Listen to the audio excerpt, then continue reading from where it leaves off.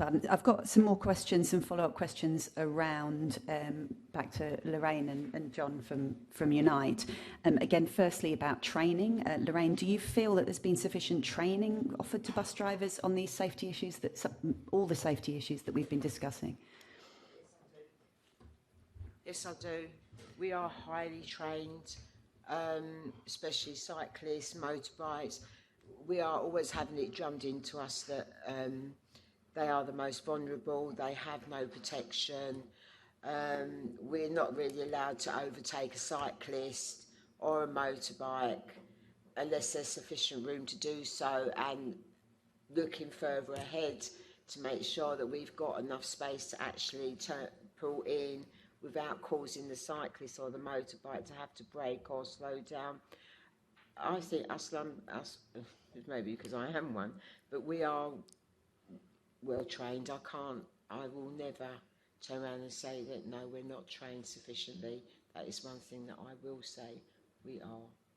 And we have to take into consideration motorcyclists, bicycles, pedestrians, everybody, we have to take into consideration. Thank you.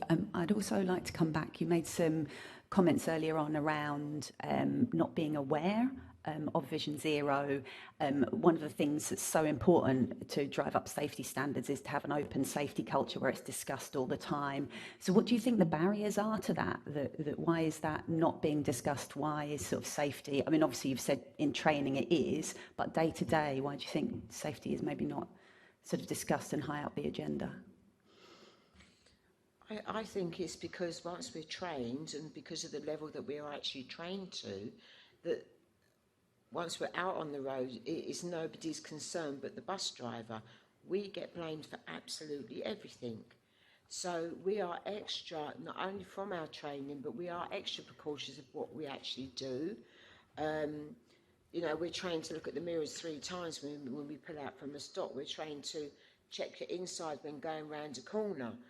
I think where Vision Zero is concerned, higher above feel that they don't need to worry about us because we are trained to do it properly, and we do take safety into consideration. It's our job at the end of the day.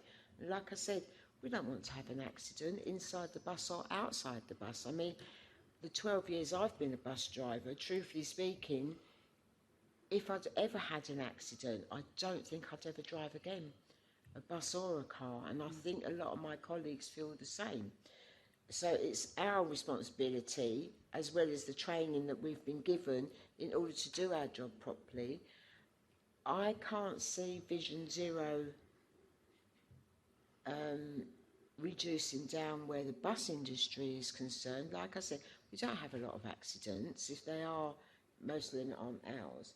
But because of the pressure that we're under, somebody has to look at the industry and say, enough is enough. We need to take into consideration the bus drivers. Like I said, 12 hours a day, 7 days a week with a 40-minute break. We're tired. We do get tired. When you're tired, we're human. We do make mistakes. That's nothing to do with the safety issue or our training. That is to do with fatigued. We ask, help us. We are disregarded by absolutely everybody.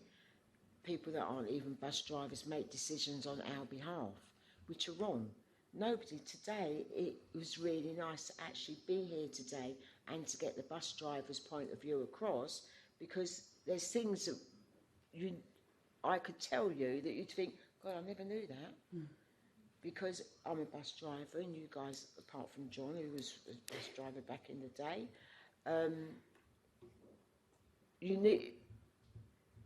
people need to understand where us bus drivers are coming from.